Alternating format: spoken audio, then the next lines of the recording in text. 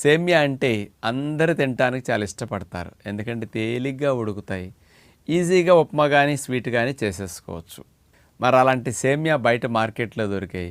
అంతా గోధుమలతోనూ ఎక్కువ భాగం మైదాతోనే ఉంటాయి.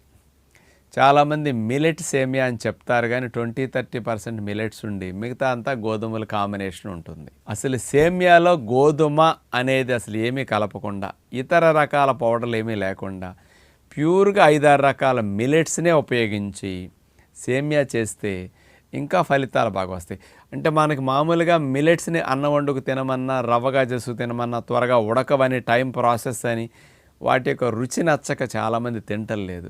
అసలు high fibre, high protein deficiency రాకుండా అన్ని పోషకాలు మిల్లెట్స్లో ఉంటాయి. లో కార్బ్స్ కూడా ఉంటుంటాయి. మరి అలాంటి మిల్లెట్స్నే ఉపయోగించి సేమియా పద్ధతిలో కనుక colours, flavours, binding agents, preservatives